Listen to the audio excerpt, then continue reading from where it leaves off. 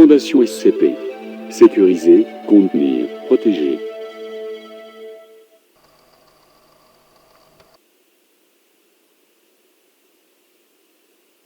Sur ordre du Conseil 5, le rapport suivant fait l'objet d'une classification de niveau 4. Si vous ne possédez pas d'accréditation de niveau 4 ou supérieur, veuillez ne pas poursuivre le visionnage. SCP-008 Peste zombie. Classe Euclide. SCP-008 est un prion complexe, dont les échantillons sont stockés sur les sites G2.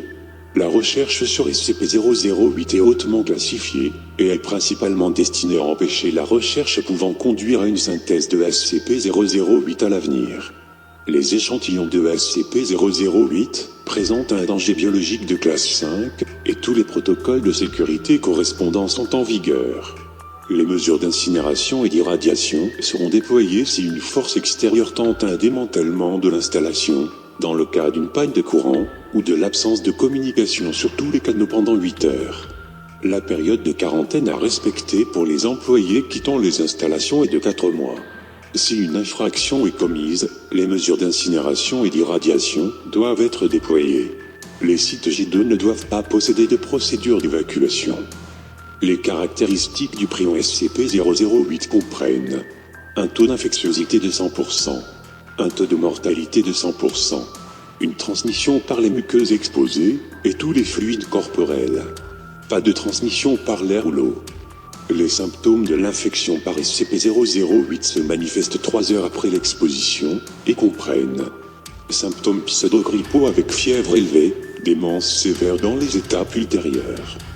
Début d'un coma environ 20 heures après les premiers symptômes, et 12 heures après la démence perceptible. Le début du coma sera considéré comme le début de la mort du sujet. Une période de nécrose cellulaire sporadique se produit, ressemblant à une gangrène.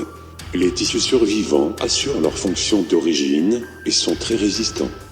Les globules rouges accroîtront considérablement leur capacité à transporter le dioxygène, ce qui entraîne l'écoulement plus lent du sang, et une hausse de l'endurance et de la force des muscles. Les systèmes nerveux et musculaires ne sont pas affectés par l'insuffisance organique, pendant plusieurs heures. Le métabolisme peut ralentir à des niveaux extrêmement bas, ce qui permet au sujet atteint de survivre pendant plus de 10 ans sans alimentation. La grande viscosité du sang réduit les pertes de sang par blessure.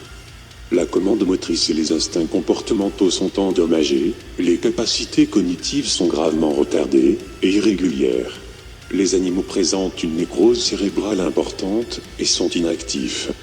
Le sujet peut s'adapter à ces systèmes nerveux très endommagés et se limite à des activités physiques de base, comme se tenir debout, marcher, mordre, empoigner et ramper. Le sujet sera énergiquement attiré vers les images, sons et odeurs se rapportant à un homme vivant. Le sujet tentera d'avaler les humains vivants si le contact physique est établi. Neutraliser complètement les sujets infectés exige d'importants traumatismes crâniens. Il est très probable que SCP-008 n'existe pas naturellement sur Terre, puisque des variantes d'une telle complexité auraient détruit une grande partie de l'écosystème. En 1959, un effort de collaboration avec l'URSS pour localiser les sites G2 et éliminer SCP-008 a été négocié à la suite de leur découverte. Le statut de SCP-008 dans l'URSS depuis que la collaboration a pris fin est inconnu. SCP-500 est en mesure de guérir complètement SCP-008, même dans les stades avancés de la maladie.